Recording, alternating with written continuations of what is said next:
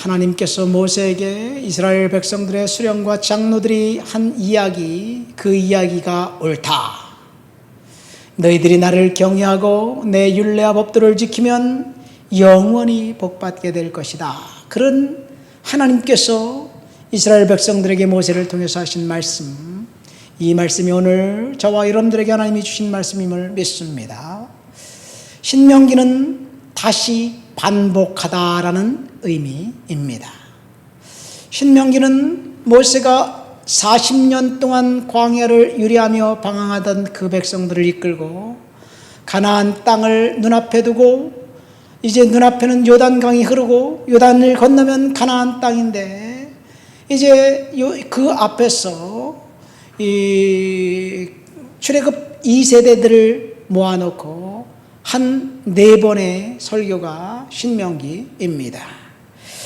모세가 4번에 걸쳐서 한 설교, 이 설교의 핵심은 너희가 지금까지 내가 가르쳤던 하나님의 명령과 규례와 법들을 듣고 준행하면 그러면 살 것이고, 그러면 번성할 것이고, 너희 조상들에게 약속한 젖과 꿀이 흐르는 땅, 그 땅에서 영원히 축복된 삶을 살게 될 것이다. 그런 이야기를 합니다.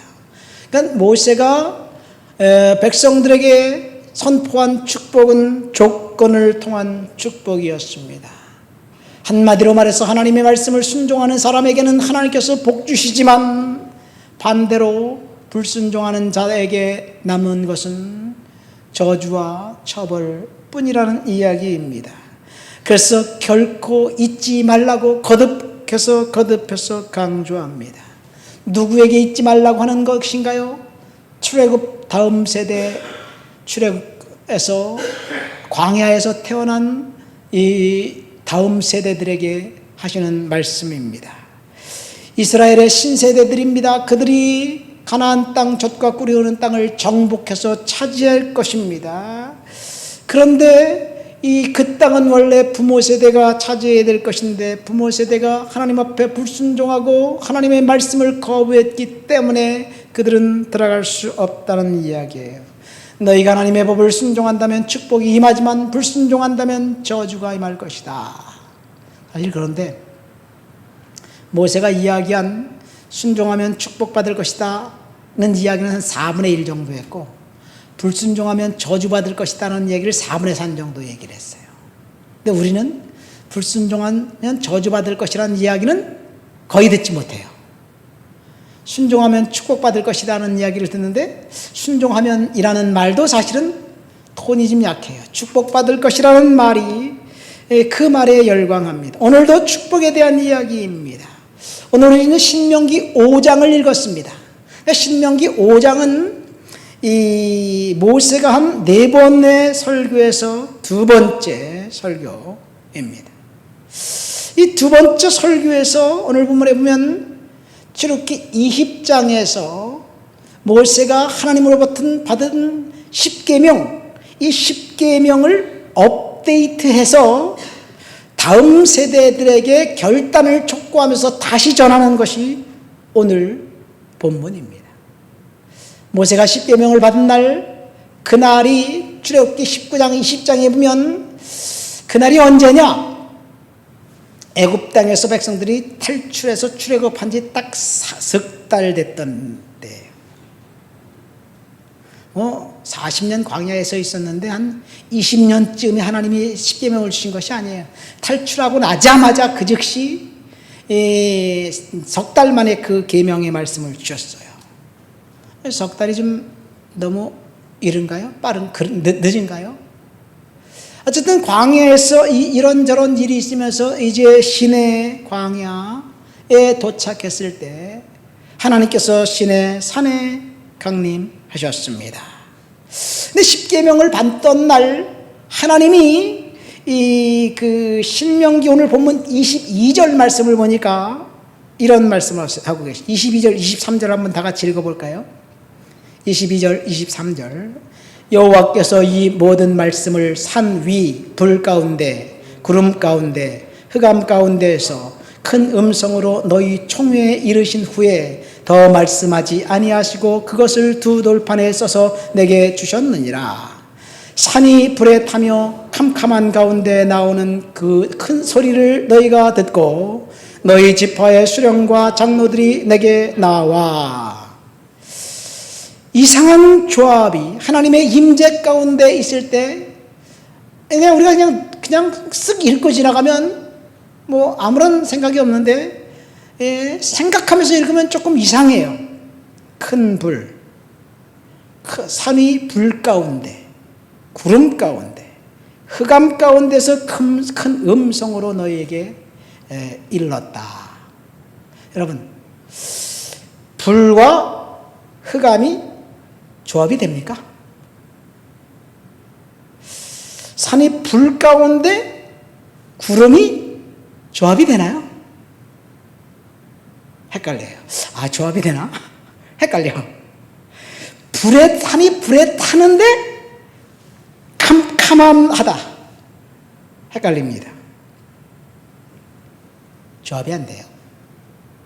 이것이 모세가 경험한 하나님, 이스라엘 백성들 전부가 다 귀로 들었던 하나님의 임재의 모습이었어요. 여러분, 하나님의 임재, 우리의 경험과 이성과 상식과 과학으로 이해할 수 있다면 하나님이 아니에요. 하나님은 우리의 경험과 이성으로 도저히 이해될 수 없습니다. 캄캄한 흑암이 있었는데 큰 불 가운데 말씀하신 하나님, 구름이 있었는데 그 구름 속에서 큰 소리로 외친 하나님의 그 임재를 우리가 어떻게 이해할 수 있을까요? 모세는 시내산 꼭대기에서 하나님의 대면에 보았고 이스라엘 백성들은 시내산 밑에서 이제 하나님의 음성을 들었습니다. 이날 출애굽한 백성들이 시내 광야 산 앞에 진을 치고 있었습니다. 이날 야훼 하나님께서 모세에게 명령을 했습니다. 출애굽기 19장을 가볼까요? 19장 10절부터 12절까지 우리 한번 다 같이 읽겠습니다. 여호와께서 모세에게 이르시되 너는 백성에게로 가서 오늘과 내일 그들을 성결하게 하며 그들에게 옷을 빨게 하고 준비하게 하여 셋째 날을 기다리게 하라. 이는 셋째 날에 나 여호와가 온 백성의 목전에서 시내산에 강림할 것임이니 너는 백성을 위하여 주의 경계를 정하고 이르기를 너희는 삼가 산에 오르거나 그 경계를 침범하지 말지니 산을 침범하는 자는 반드시 죽임을 당할 것이라. 이 구절에서 하나님은 이스라엘 백성들을 거룩하고 성결하게 하고 옷을 빨고 깨끗이 하라고 이야기하고 있습니다.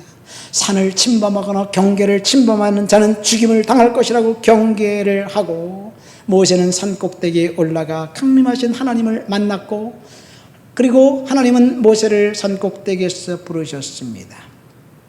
모세가 하나님 만나러 갈 때 제사장들을 수령과 장로들에게 특별히 이야기해서 이 산 주위 밑에 그 경계를 세우고 거기에서 철저히 감시하게 했습니다.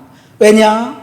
그 경계를 넘어서 침범하는 사람은 죽을 수밖에 없기 때문에 그 일을 감시하라고 수령과 장로들을 세웠습니다.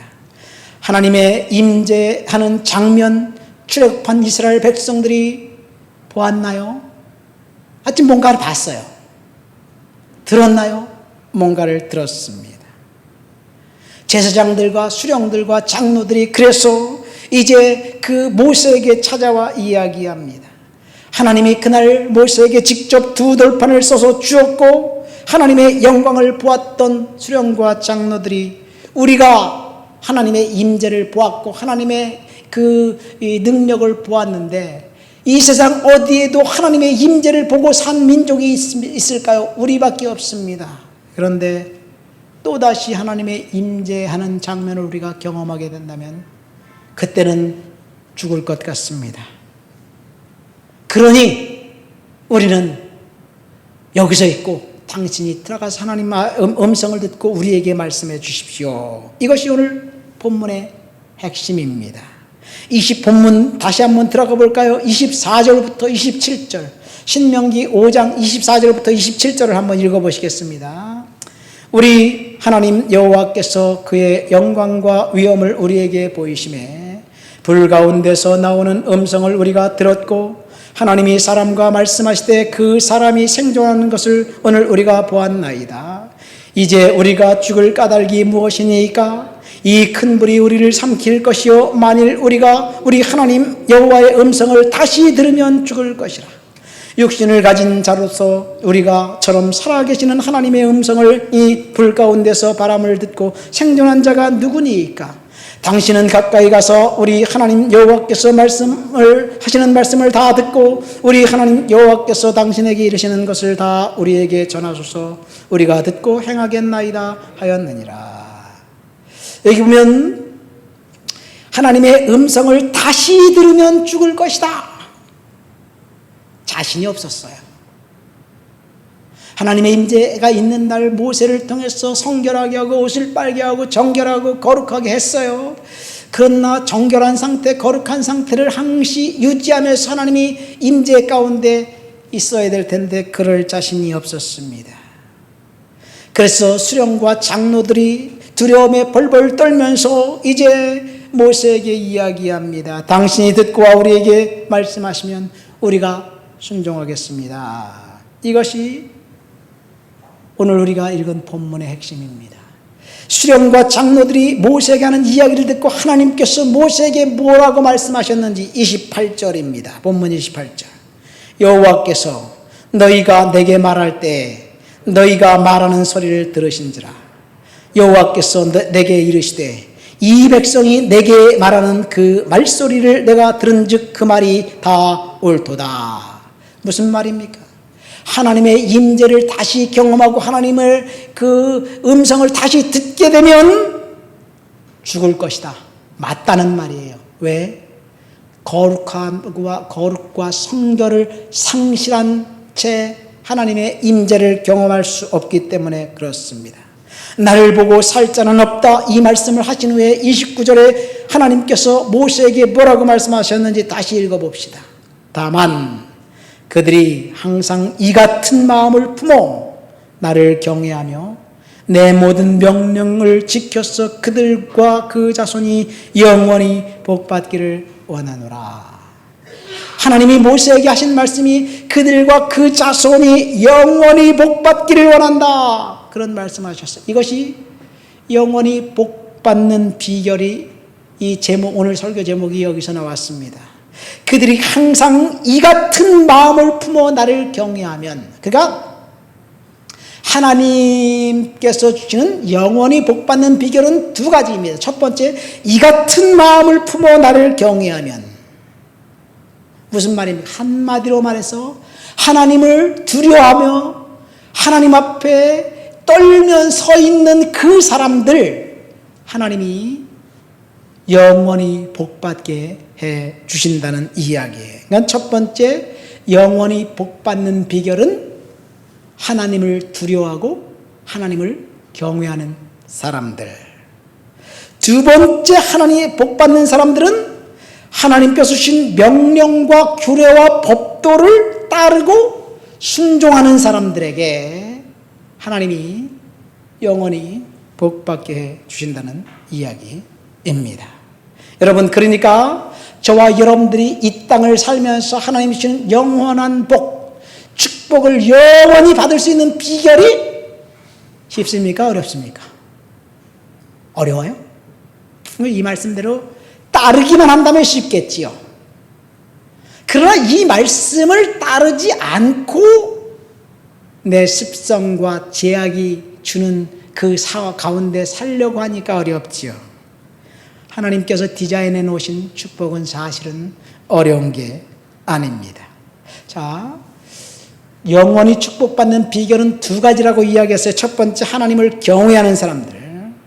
두 번째, 하나님 주신 명령과 규례, 특별히 10계명입니다. 계명이에요. 계명을 지키는 사람, 순종하는 사람 축복받는다 그랬어요. 그러면 하나님을 경외한다는 말이 무슨 말인가요? 하나님을 경외한다는 말은 영어로 fear the Lord입니다. 하나님을 두려워하는 사람들을 이야기합니다. 누구를 두려워하느냐? 하나님을 두려워하는 사람들. 하나님을 두려워하는 사람들, 하나님이 복 주신다는 이야기예요. 그러나 성경은 두려워하지 말라는 말로 가득가득 차 있습니다. 신약 성경에서 예수님의 가르침 중에서 가장 많이 언급하신 말씀이 두려워하지 말라는 말씀입니다. 두려워하지 말라, 무서워하지 말라, 담대하라, 마음을 강하게 달아, 안심해라. 이런 예수님의 말씀 명령이 125번 나옵니다. 그 다음에 두 번째로 많이 나오는 말씀이 사랑하라는 말씀이에요. 자, 어쨌든 사랑하라는 말씀 예수님이 가장 많이 하신 것 같은데 그렇지 않네요, 보니까. 두려워하지 말라는 말씀을 가장 많이 하셨어요.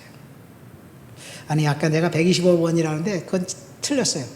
예수님이 직접 명령하는 것이 다 따져보니까 125번인데 그 중에 두려워하지 말라는 말을 21번 하셨어요. 어쨌든 구약 성경까지 가면 어떤 사람들이, 어떤 신학자가 카운트를 했는데 두려워하지 말라는 말씀이 365번 나온다고 이야기하더라고요. 모세에게 두려워하지 말아라, 여호수아에게 두려워하지 말아라, 선지자들에게 계속해서 두려워하지 말아라, 계속해서 이야기합니다. 여러분, 왜 사람들이 두려워합니까? 사실 두려움의 출처는 대략 두 가지입니다. 첫 번째, 양심의 죄책감이 우리로 하여금 두렵게 만듭니다. 두 번째, 하나님이 정말 누구인지 모르기 때문에 두려운 거예요. 하나님은 저와 여러분들에게 두려워하지 말라고 말씀하셨는데 하나님을 오해한 거예요. 하나님은 어떻게 해서든지 내가 잘못하고 죄 짓는 것만 찾아내서 벌 주시는 분이라고 착각하기 때문에 하나님이 두렵습니다. 두려운 거예요. 세상이 두려운 거예요. 하나님은 과학적인 심술쟁이로 사람들이 오해합니다. 그러나 성경을 보면 하나님은 그런 분이 아니에요. 예레미야 29장에 보니까 내가 너희를 위해 갖는 계획들을 내가 알고 있으니 그것은 평안을 위한 계획이지 재앙을 위한 것이 아니며 너에게 미래와 소망을 주기 위한 것이다. 또 하나님은 예레미야 애가에서 이렇게 말씀하십니다. 그가 비록 근심하게 하시나 그의 풍부한 인자심을 따라 긍휼히 여기실 것이다. 주께서 인생으로 고생하게 하시나 근심하게 하시면 본심이 아니다. 하나님께서 선지자들을 통해서, 특별히 이사야 선지자를 통해서 백성들이 불순종했기 때문에 멸망당하고 바벨론의 포로가 될 것을 말씀하시지만 하나님은 동시에 남은 자들을 통해서 회복시켜 주실 것을 약속하고 있습니다. 오늘 본문에 보면 이스라엘 백성들, 출애굽한 그 백성들에게 이스라엘 백성들 너희들이 영원히 복받기를 원한다. 하나님이 그렇게 말씀하셨어요. 하나님은 심술궂은 그 폭군이 아니라 저와 여러분들이 축복받기를 원하는 그런 분이라는 사실을 믿으시기를 예수님의 이름으로 축원드립니다. 그런데 우리는 두려워합니다. 왜 두려워해요? 돈이 없어서 두렵고 건강이 상할까 봐 두렵고 여러 가지 두려움이 우리들에게 상시 존재합니다. 사실 이런 것들은 두려워할 필요가 없는데 말입니다. 이 세상의 모든 것은 다 두려워하지 않아도 그런데 한 가지 두려울 것이 있어요. 그것은 뭐냐? 하나님입니다. 하나님을 두려워하라고 성경은 이야기하고 있습니다. 이 세상 그 어떤 것도 두려워할 필요성은 없습니다. 두려움은 거짓 감정이기 때문에 그렇습니다. 그런데 예수님이 뭐라고 말씀하셨느냐? 내가 내 친구 너희에게 말하노니 몸을 죽이고 그 외에는 능히 더 못하는 자들을 두려워하지 말라. 마땅히 두려울 자를 내가 너희에게 보이리니 곧 죽인 후에 또한 지옥에 넣는 권세 있는 그를 두려워하라. 내가 참으로 너희에게 이르노니 그를 두려워하라. 죽은 후에 지옥에 던져넣는 권세 있는 이를 두려워하라.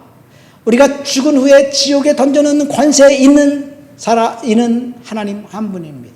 우리를 지옥으로 마귀도 끌고 갈 수 없어요. 우리를 지옥으로 끌고 가는 것은 마귀가 아니라 죄입니다. 우리가 육신이 이제 죽으면 흙으로 돌아가고 자연으로 돌아갈 것인데 육신의 껍데기를 위해서는 우리가 최선을 다해서 관리를 합니다. 막대한 돈을 들여요. 제가 알바하면서 피부과 병원을 일주일에 3번을 가요. 예전에는 강남에 있는 피부과를 매일 갔었지만 요즘은 조금 스케줄이 바뀌어서, 그런데 쓰레기가 엄청나게 많이 나와요. 얼굴에 뭘 이렇게 발라서 그런지 하여튼 무거워요.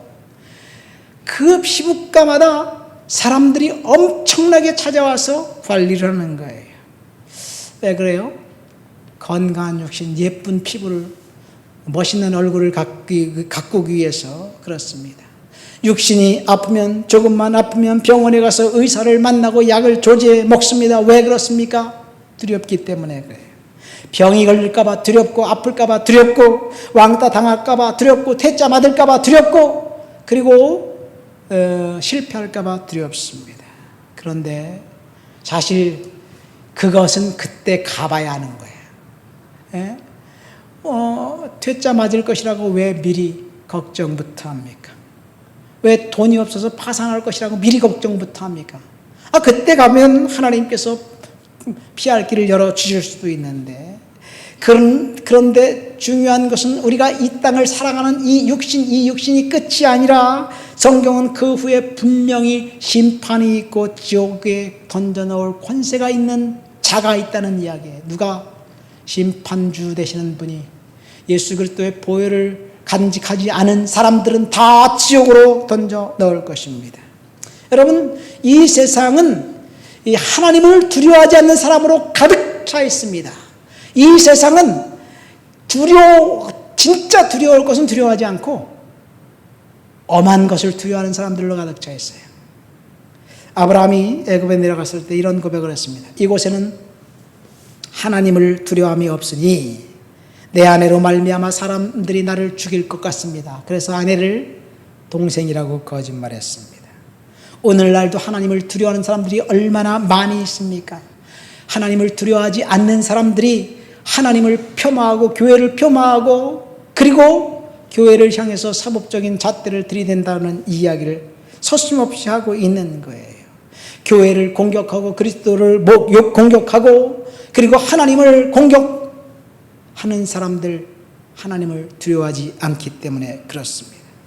그러면 세상 사람들, 하나님 모르는 사람들이 하나님을 두려워하지 않는다면 하나님 모르니까 몰라서 그랬다 이해할 수 있습니다. 그러나 하나님은 몰라서 그랬다고 그거 봐주지 않습니다. 심판대에 몰라서 그랬건 알아서 그랬건 하나님을 두려워하지 않는 사람은 지옥 가게 될 거예요. 근데 문제는 하나님을 아는 사람들, 성도들, 성경을 아는 사람들이 하나님을 두려워하지 않는 행동을 하는 것이 문제입니다.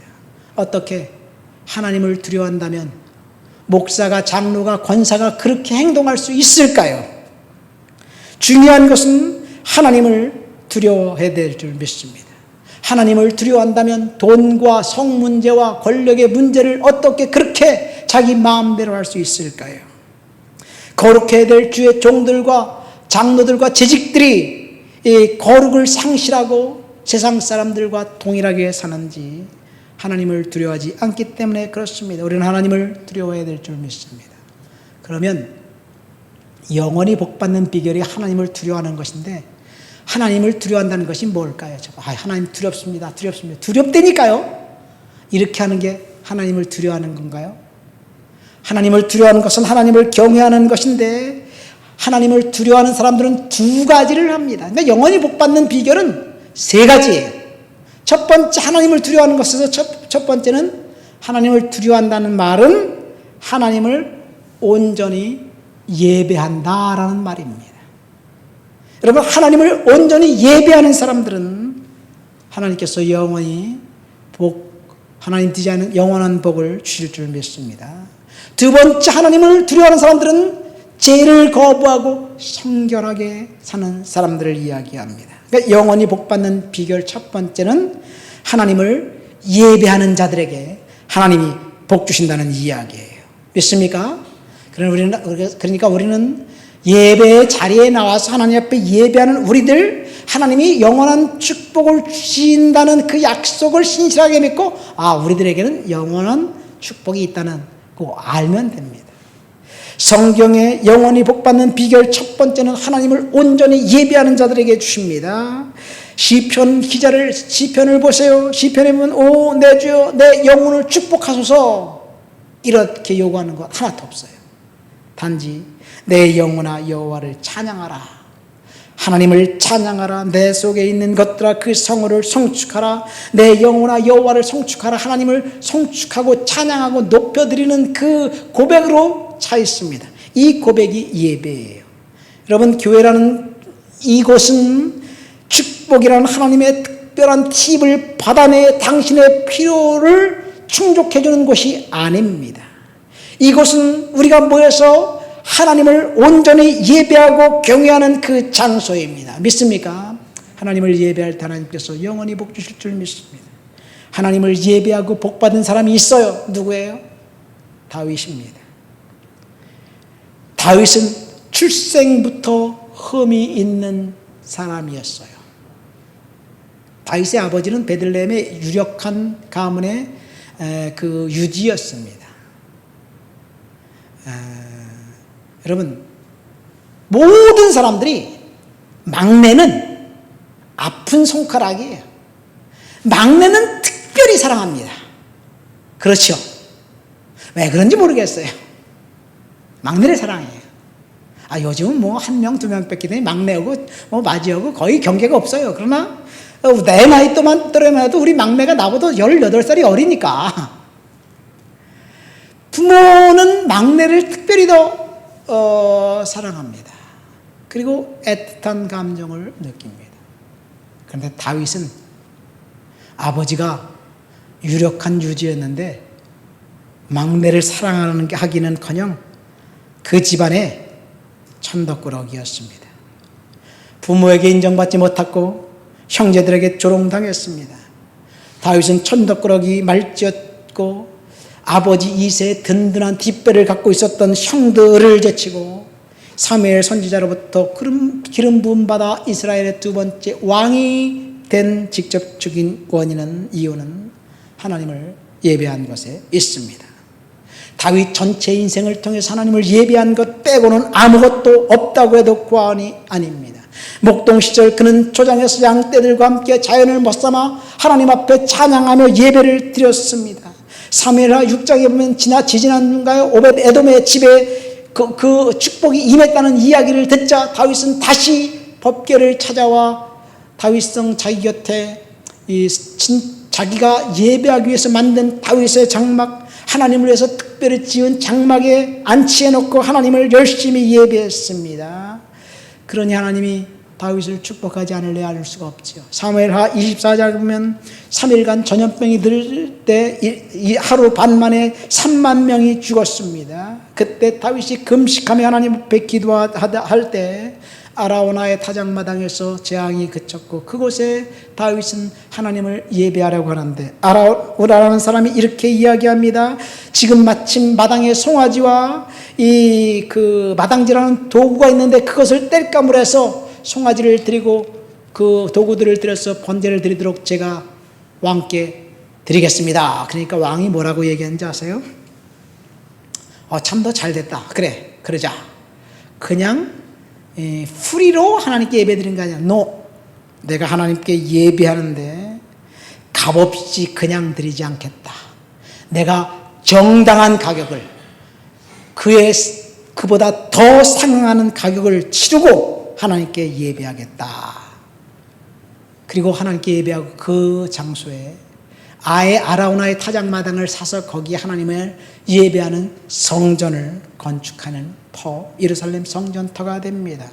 축복은 예배에 있습니다. 예배는 하나님께 우리의 시간과 정성을 드리는 것을 말합니다. 예배는 우리의 최상의 것을 드리는 것을 말합니다. 하나님께서 반드시 축복하실 것입니다. 그런데 우리는 예배가 축복이라고 생각하면서 최상을 드릴 것이라고 생각해야 되는데 예배 안 가면 찜찜하기 때문에 건성건성 하나님 앞에 드리는 예배, 그것이 하나님께 받으실 예배인지 모르겠습니다.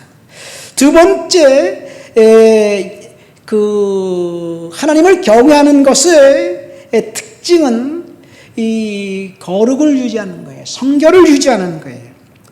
죄를 거부하는 것을 말합니다. 이것이 두 번째 축복의 비결이에요. 그러니까 죄를 거부하고 성결하게 사는 사람들을 성결하게 살려고 발버둥 치는 사람들에게 하나님께서 은혜를 주셔서 그래서 축복받게 하십니다. 물론 거룩하고 성결하게 사는 사람을 축복받는다? 거룩하게 성결하게 사는 사람들에게 하나님의 은혜가 임한다? 헷갈려요. 사실은 반대예요. 거룩하게 성결하게 살려고 발버둥 쳤기 때문에 하나님의 은혜가 임하고 축복이 임한 것이 아니라 사실은 하나님의 은혜가 임한 것이 먼저고 그 다음에 그 은혜 때문에 우리가 거룩하고 성결하게 사는 거예요. 목사님 말씀하시니까 헷갈리죠. 어쨌든 축복받는 비결은 거룩과 성결이에요. 하나님의 은혜를 말합니다. 영원히 복받는 비결 두 번째는 죄를 무서워하면서 하나님 앞에서 죄에서 도망치는 자들에게 하나님께서 복 주시는 거예요. 반대로 말하면 죄를에서 도망치고 죄를 거부해야 되는데 죄와 타협하고 죄 가운데 살면 축복이 아니라 저주라는 이야기예요. 어떻게 이 사회의 도덕이 깨지고 거짓과 탐욕과 위선이 가득한 세상에서 성결하고 거룩한 삶을 살 수 있을까요? 사실 하나님의 은혜가 없으면 불가능합니다. 노아가 그랬습니다. 노아는 하나님 앞에 은혜 받은 사람이었습니다. 노아는 하나님의 은혜를 받아서 방주를 만들었고 하나님의 심판을 피했고 그리고 새로운 언약을 받았습니다. 하나님께서 수많은 사람들 중에서 노아를 선택한 이유는 하나님께서 그가 은혜를 받았기 때문에 그렇습니다.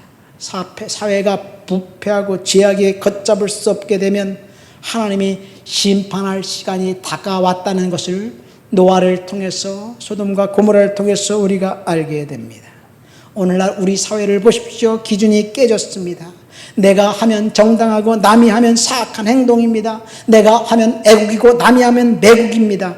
사회적 기준이 깨졌고 죄를 그냥 물 먹듯이 범해도 허용되는 세상이 됐다면 만국의 신호탄이 되었다는 것을 우리는 알아야 될 줄 믿습니다. 노아 시대가 멸망한 것은 그 사회의 도덕이 깨졌고 그 사회가 죄로 점철되었기 때문에 그렇습니다. 그런데 하나님께 은혜를 입은 사람이 딱 한 사람이 있었습니다. 노아입니다. 노아가 하나님께 은혜를 입고 죄로부터 떠나서 성결하게 살기로 부단히 노력하면서 방주를 지었습니다.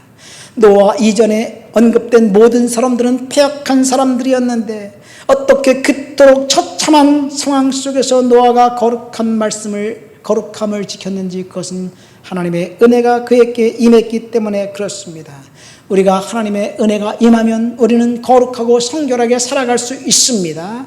그러니까 우리 영원히 복받는 비결은 이 죄에서 도망치는데 죄에서 도망치는 것은 하나님의 은혜가 임해야만 가능합니다. 하나님의 은혜가 임해서 우리가 세상을 분별하고 죄에서 도망칠 때 하나님께서 저와 여러분들에게 축복, 영원한 축복을 받게 해주실 줄 믿습니다. 마지막 세 번째 영원히 복받는 비결은 하나님이 주신 명령과 규례와 법도를 따르고 순종하는 것에 있습니다. 본문을 보십시오. 31절부터 33절까지 우리 한번 읽어볼까요? 31절부터 33절을 읽습니다. 너는 여기 내 곁에 서 있으라. 내가 모든 명령과 규례와 법도를 내게 이르리니 너는 그것을 그들에게 가르쳐서 내가 그들에게 기업으로 준 땅에서 그들에게 이것을 행하게 하라 하셨나니 그런즉 너희 하나님 여호와께서 너희에게 명령하신 대로 너희는 삼가 행하며 좌로나 우로나 치우치지 말고 너희 하나님 여호와께서 너희에게 명령하신 모든 도를 행하라. 그리하면 너희가 살 것이요 복이 너희에게 있을 것이며 너희가 차지한 땅에서 너희의 날이 길리라. 본문에서 하나님의 명령과 규례와 법도는 바로 십계명입니다. 십계명은 모세가 이스라엘 백성들을 떠나 애굽을 탈출했을 때 3개월 되던 째 르비딤에서 떠나 시내강에 이르렀을 때 하나님 주신 말씀입니다. 하나님 주신 그 말씀 따라 살아가는 사람들에게 하나님께서 영원히 축복된 인생을 살아갈 수 있도록 해주겠다는 것이 오늘 신명기 5장은 아까 제가 두 번째 고별 설교로 이스라엘 백성들 출애굽 다음 세대들에게 주신 말씀이라고 했습니다. 이제 그들은 지금 시간이 지나면 요단강을 건너 가나안 땅을 차지하게 될 것입니다. 그럼 그 땅에 들어갔을 때 어떻게 살아야 되느냐? 주님께서 말씀하시는 거예요. 두 가지. 하나님을 경외하고 하나님을 두려워하고 계명을 지켜라. 하나님을 경외하는 것은 하나님을 예배하는 예배자로 살고, 그 다음에 두 번째는 죄를 멀리하고 성결하게 사는 것을 말하며 하나님 말씀에 순종하는 삶을 말하고 있습니다. 이것이 하나님이 주신 축복입니다. 그러나 우리는 축복을 오해합니다. 우리는 수단과 방법을 가리지 않고 돈을 벌고 높은 지위를 올라가는 것이 축복이라고 생각하는데, 하나님이 디자인하는 축복은 그것이 아닙니다. 물론 그것이 축복이 아니라고 말할 수는 없겠지요. 권력의 자리에 오르고 막대한 돈을 벌었어도 하나님이 복 주지 않으면 일순간에 다 놓쳐버릴 수밖에 없는 것이 허망한 이 세상입니다. 그러나 지금 우리가 막대한 돈을 벌지 않고 권력을 차지하지 않더라도 우리가 후손 대대로 하나님 말씀을 지키면서 거룩하고 성결하게 살아간다면 그것이 오히려 눈에 보이는 성취보다 더 축복이 아닌가 생각됩니다. 말씀을 맺습니다. 오늘 우리는 모세에게 하나님 주신 말씀, 이스라엘 다음 세대들이 가나안 땅에 들어가서 영원히 복받는 비결 세 가지를 본문을 통해서 알게 되었습니다. 모세가를 통해서 하나님 주신 축복받는 비결 첫 번째는 여호와를 경외하는 사람들. 여호와를 경외한다는 말은 하나님을 예배하는 것을 말하고, 여호와를 경외한다는 것은 죄를 떠나 성결하게 사는 사람을 말합니다. 그리고 마지막 세 번째, 영원히 복받는 비결은 하나님의 말씀, 명령과 규례와 법도를 따르고 순종하는 거예요. 하나님의 명령과 규례와 법도가 뭡니까? 성경 말씀이에요. 성경 말씀을 따라서 우리가 살아가는 것. 그러니까 이 세상의 기준은 성경이에요. 성경을 기준 삼아 살아가는 그 사람들에게 젖과 꿀이 흐르는 땅에서 영원히 축복된 인생을 살 수 있도록 이스라엘 백성들에게 약속하신 것처럼 저와 여러분들에게 동일한 축복의 약속을 주실 줄 믿습니다. 우리 다 같이 말씀을 생각하며 통성으로 기도합니다.